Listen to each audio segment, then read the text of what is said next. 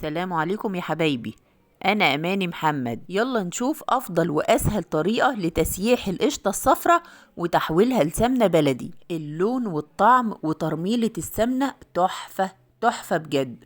يلا بينا، اذكروا الله وصلوا على الحبيب عليه أفضل الصلاة والسلام، وتعالوا نشوف الطريقة مع بعض. الخطوة الأولى هستعمل فيها العجان علشان افصل لبن الخض من القشطه بتاعتنا. القشطه الصفرة بالذات انا كنت دايما اسيحها من غير ما افصل لبن الخض بتاعها، بس كانت بتاخد معايا وقت كبير، والطريقه دي اسهل وافضل. بحط كميه من القشطه في حله العجان وبستعمل الكف في ضرب القشطه، وبشغل العجان في البدايه على سرعه ضعيفه، وبعد كده بزود السرعة تدريجيا بحيث تكون متوسطة، مش عايزاها سريعة جدا علشان الشرش او لبن الخض لما يفصل معايا ما يبهدلش الدنيا حواليكي وكمان يبهدل العجان نفسه. وعايزة اقولك بقى يعني مش هيكمل 5 دقايق شغال، مش هيكمل 5 دقايق، دقيقتين وهبطل العجان هفصله. وهقولك ليه دقيقتين وبفصل العجان، لان ممكن الزبدة تفصل من نص القشطة بس، وفي الجوانب تفضل قشطة زي ما هي، فلازم افصل العجان بالشكل ده.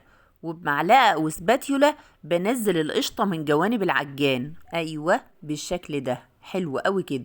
يعني شايفة من النص كده ممكن تكون الزبدة بدأت تتكون معانا، فلازم ألحق بسرعة وأنزل القشطة الموجودة في الجوانب. وشوفي بقى، ركزي معايا هنا، مفيش دقيقتين، أنا هنا طبعا بجري الفيديو، لكن دقيقتين 3 بالكتير، خلاص كده فصلت. شايفة لبن الخض عمال يطلع من العجان ازاي؟ بمجرد ما تفصل بالشكل ده يعني بسيبها حوالي 30 ثانية كمان علشان اي قشطة في الجوانب تجمع في النص كده مع الزبدة وتتكون كلها كتلة واحدة. ايوه حلو قوي كده. نفتح بقى العجان بتاعنا، شايفة معايا الزبدة كلها تحس انها كتلة واحدة وماسكة كلها في الكف بالشكل ده. هنزل بقى الزبدة في الحلة بالشكل ده واعملها على شكل كور، وطبعا بتقدري تمسكي الزبدة بمنتهى السهولة، يعني ما بتلزقش في الايد زي القشطة لو مسكتيها مش هتعرفي تكوريها بالشكل ده. وشايفة بقى سبحان الله، القشطة لونها فاتح لكن الزبدة اللي بتطلع منها لونها اصفر، ما شاء الله لونها حلو قوي. وخلي بالك بقى لازم تشتري القشطة من حد مضمون، يعني ما تشتريش القشطة تكون فاسدة او حامضة، وده علشان تديلك نتيجة ممتازة. والقشطة بعرفها اني باكل منها قطعة، هتاكلي منها قطعة تلاقي طعمها حلو قوي وتحس ان انت عايزة تاكلي منها كمان. يعني نخلي بالنا ما تبقاش مرة وما تبقاش حامضة وما تبقاش فاسدة، وريحتها كمان لازم تكون حلوة. وادي الشرش او لبن الخض اللي طلع معانا. هحط بقى كمية تانية في العجان، والمرة دي هزود شوية، يعني تقريبا حطيت حوالي 2 كيلو الا ربع في الحلة كده. يعني الحقيقة اني بحب اعمل السمنة البلدي في البيت، بحبها قوي، بحس انه خير موجود في البيت. لكن الحقيقة السنة دي معرفتش اشتري لبن جاموسي، ما كانش متوفر السنة دي، وما كنتش لاقية مصدر مضمون اشتري منه، فوصيت على القشطة دي بقالي فترة، يعني هي مش موجودة، مش متوفرة برضو كتير، لازم اشتريها من حد مضمون. فالله يبارك له يا رب، الله يبارك له اللي جابها لي، ربنا يبارك له. ما شاء الله قشطة نظيفة، ريحتها وطعمها ما شاء الله ممتازة ونظيفة جدا وريحتها حلوة قوي. شوفي بقى يا ست الكل، بعد ما نضرب الكمية بتاعتنا كلها ونكور الزبدة اللي هتطلع معانا، هيكون جنبك حلة فيها مية ساقعة، وياريت كمان قطع من التلج، وده علشان نشطف فيها الزبدة بتاعتنا من لبن الخض اللي نزل منها. وممكن تشطفيها بمية الحنفية لو المية نازلة ساقعة من الحنفية. هنخلص الكمية بتاعتنا كلها، وتعالوا نشوف هنعمل ايه بعد كده، ونقول بسم الله ما شاء الله، اللهم صل على سيدنا محمد. ما شاء الله مطلعه معايا زبده ما شاء الله، وده لبن الخض اللي طلع معايا. ومن حلاوه القشطه وجمالها انا كنت شايله 1.4 كيلو من القشطه، لان طعمها تحفه زي ما انت شايفه كده، انا عماله اكل منها بالمعلقه، وبتبقى حلوه قوي في السندوتشات. وطبعا الشرش ده او لبن الخض ممكن تستعمليه في المعجنات، لكن خلي بالك لو هتعملي منه معجنات لازم تضيفي عليه لبن صافي بقى، لان اللبن الخض ده بيكون مالح شوية. انا هنا بقى كنت بوزن 4 كيلو من الزبدة علشان اسيحهم، وباقي الكمية انا هفرزها، وهسيب لك لينك طريقة تفريز الزبدة. الكمية اللي بسيحها دي 4 كيلو زبدة، اخدتها على البوتاجاز وشغلت نار متوسطة، دي شعلة متوسطة مش الشعلة الكبيرة، لكن مش بهد النار، يعني بسيبها شغالة عالية كده زي ما هي.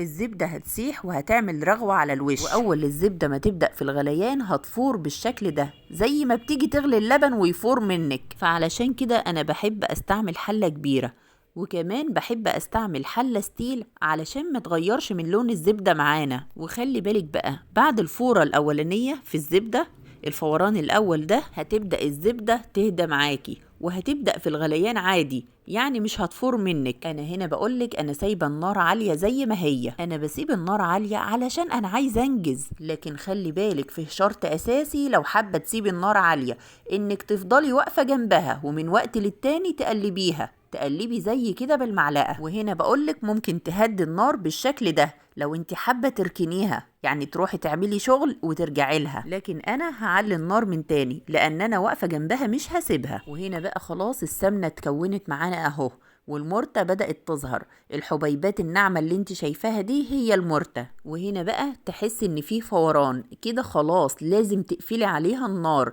دي الفورة التانية، الفورة التانية دي مجرد ما تبدأ كده في الفوران على طول اقفلي النار اهو. ركزي معايا بقى، شايفة الغليان والفوران ده؟ مجرد ما يحصل معايا كده تقلبتين 3 واقفل النار على طول. وادي السمنة بتاعتنا ما شاء الله.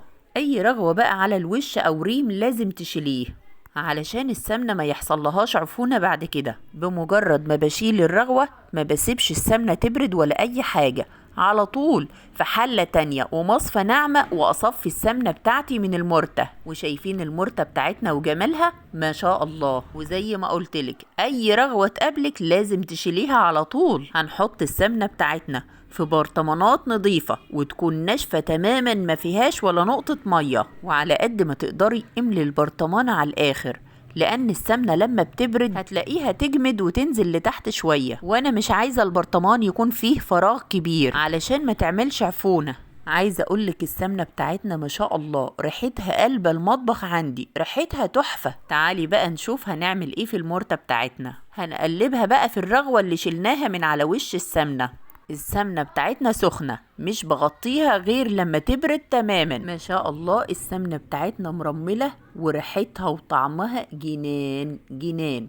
يلا بينا نشوف هنعمل ايه في المرتة بتاعتنا. شوفي يا ست الكل، المرتة بتاعتنا هحطها في بولة وانزل عليها بمعلقتين من القشطة اللي انا سايباها على جنب، وقلبي الكل في بعضه كده، وهاتي العيش بتاعك بقى وكلي احلى مرتة. مرتة عجيبة طعمها سمنة بلدي. المرتة بتكون مالحة شوية، لكن القشطة بتخفف الملوحة بتاعتها وبتخلي طعمها جنان. انتي لو حابة تخلي طعمها احلى واحلى كمان، يا سلام بقى لو ضفت لها معلقة سمنة كمان من السمنة اللي عملناها دي. السمنة اللي طلعت معايا انا ما بحفظهاش في التلاجة، انا بسيبها بره التلاجة طول ما الجو برد، لكن اول الصيف ما بيدخل انا بشيلها في قلب التلاجة علشان ما تبصش مننا، حرام دي حاجة مكلفينها. يا ريت بقى لو وصلتم معايا لهنا وعجبكم الفيديو ما تنسوش لايك للفيديو واشتراك معايا في القناة وتفعيل الجرس. وكل عام وانتم بألف خير، والسلام عليكم.